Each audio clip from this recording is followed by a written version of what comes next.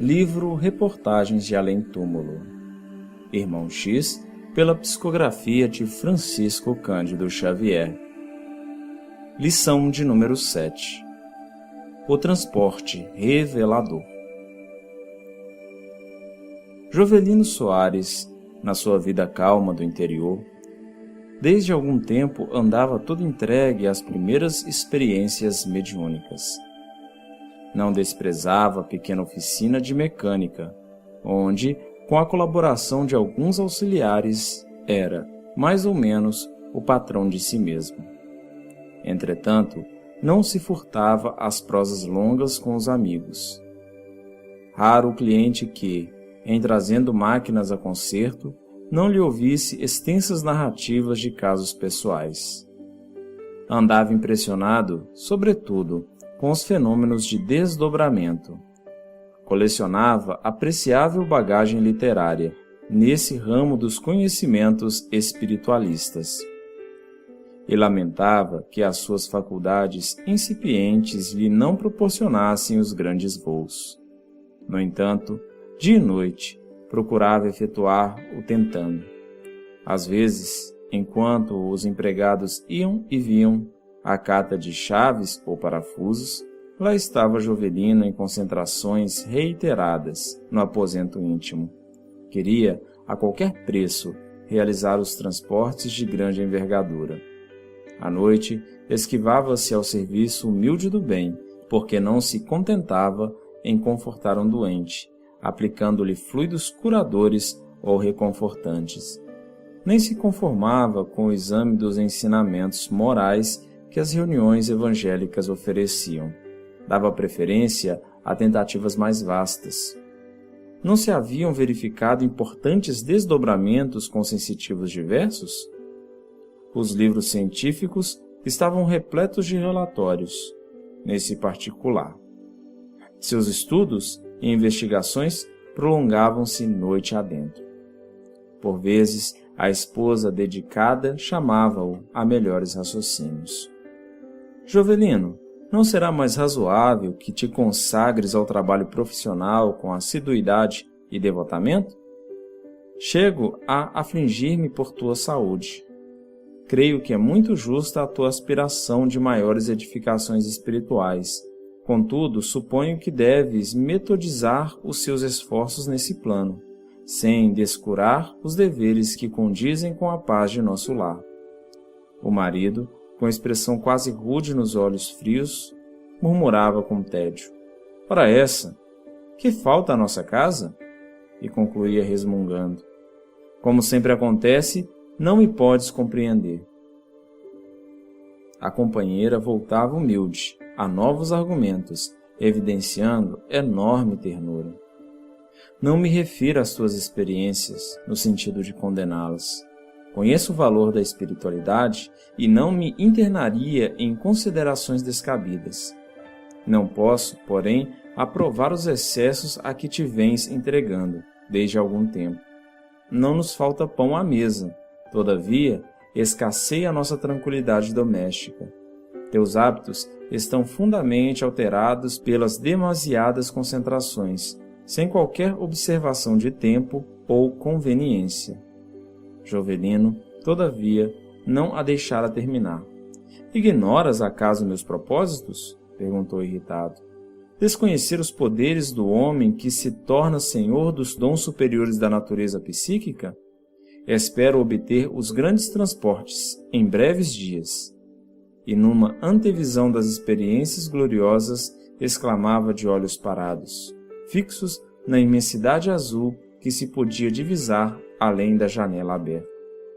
"Desdobrar-me, ver os céus ilimitados, conhecer a intimidade dos outros seres. Oh, que ventura poderá ser igualada a essa? Como tudo será então mesquinho neste mundo aos meus olhos." A esposa afastava-se do visionário, procurando disfarçar as torturantes preocupações que lhe ralavam a alma sensível. E, por muito tempo, Jovelino Soares prosseguiu em suas práticas exaustivas, indiferente aos prejuízos domésticos. Mantinha-se nas atitudes de recolhimento, num esforço incessante, entregava-se às fórmulas verbais, multiplicava os jejuns, onde havia muitos compromissos palavrosos, mas nenhuma espontaneidade. A situação permanecia nessa altura, quando, em noite de enorme esgotamento das energias físicas, o nosso amigo foi arrebatado a um sonho deslumbrante. Sentia-se, afinal, em prodigioso desdobramento. A região a que aportava, em voo célere, coroava-se de infinita beleza. Palácios de neblina dourada fugiam aos seus olhos. Extasiado, no cume de um monte adornado de luz, contemplava a cena, admirando a maravilha em humilde genuflexão. Leve ruído denunciou a presença de alguém que parecia procurá-lo com interesse. O generoso benfeitor espiritual, que se adiantava, mostrou-lhe um sorriso bondoso e interrogou com doçura fraternal: Jovelino, a caridade augusta do Cristo permitiu que viesse até aqui e estou pronto a atender-te. Que desejas do Senhor com um impulso tão forte? Sentindo-se vitorioso, o interpelado redarguiu: Valoroso emissário, desejo receber os dons do desdobramento espiritual lá no mundo. O mensageiro tomou uma atitude benevolente e esclareceu: Mas já fizeste as experiências que a terra te oferece nesse sentido? És um espírito desdobrado nas obrigações diversas? Podes ser pai, filho, irmão, amigo, servo ou mordomo ao mesmo tempo, sem inclinações prejudiciais, sabendo amar, corrigir, orientar, administrar, obedecer ou servir simultaneamente? Jovelino experimentou um choque intraduzível. Entendeu, de relance, a complexidade dos deveres que lhe eram exigidos e obtemperou. Conheço, porém, pessoas que se desdobram sem tão grandes preocupações. Em geral, respondeu-lhe o emissário com solicitude, nem todos os frutos são colhidos na época adequada e, quase sempre, os frutos verdes são presa de crianças que os inutilizam desastradamente. Ante a observação justa, que consubstanciava um feixe de ensinamentos felizes, o visitante da esfera espiritual voltou a dizer, tentando explicar-se: Talvez não tenha sido bastante claro.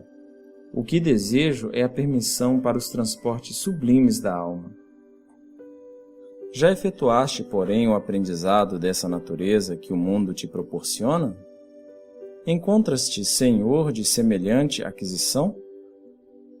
Como te transportas da alegria para a dor, da saúde para a enfermidade, da união para a separação, do conforto para as dificuldades? Guardas, em tudo, o mesmo padrão de confiança em Deus, portando-te, em todas as circunstâncias, como em serviço de sua vontade e de seu amor? O espírito terrestre não conhecerá os transportes sublimes sem essa preparação justa. Jovelino Soares ficou atônito.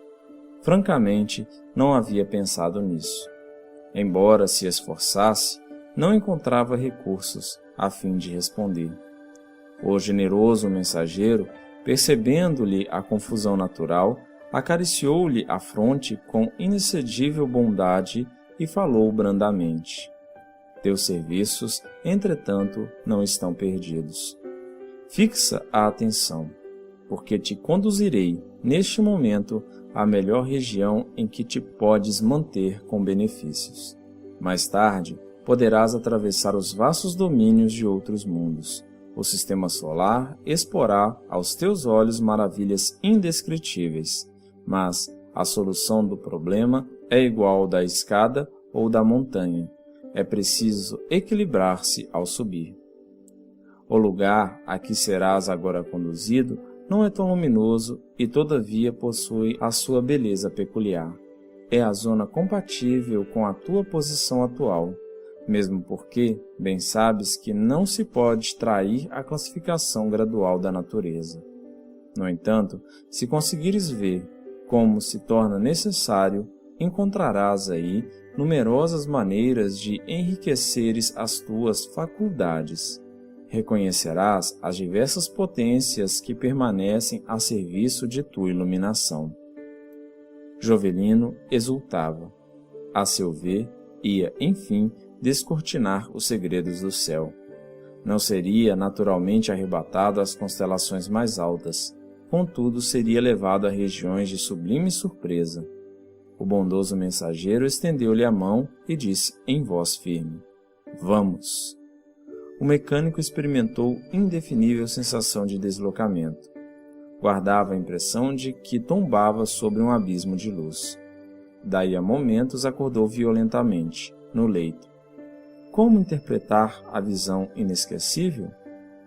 Qual se for auxiliado por benfeitores intangíveis, começou a fixar a atenção em si mesmo. Contemplou os pés e meditou nos benefícios que deles poderia auferir, caminhando exclusivamente para a bondade. Deteve-se no exame das mãos e refletiu na imensidade das tarefas generosas que lhe era possível cumprir. E os olhos? Não conseguiria com eles realizar o trabalho de seleção perfeita da verdade, de modo a se afastar de todo o mal? E os ouvidos? Não seria justo convertê-los em arquivos de prudência e sabedoria? Jovelino passou revista às faculdades comuns, identificando-lhes o valor que, até então, desconhecera. Não seriam elas as potências preciosas concedidas por Deus para o bem de sua iluminação?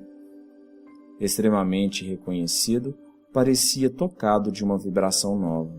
Não conseguiu permanecer no leito por mais tempo. Enquanto a esposa e os filhinhos repousavam, levantou-se e abriu uma janela. Os sopros da madrugada penetraram a habitação em baforadas frescas. As últimas estrelas tornavam-se mais pálidas. O cântico repetido dos galos chamava os seres à atividade cotidiana e toda a natureza figurou-se-lhe em marcha jubilosa. O nosso amigo, experimentando intraduzível emotividade, sentiu estranha atração para a vida e para o trabalho. Seu coração descobrira uma revelação poderosa.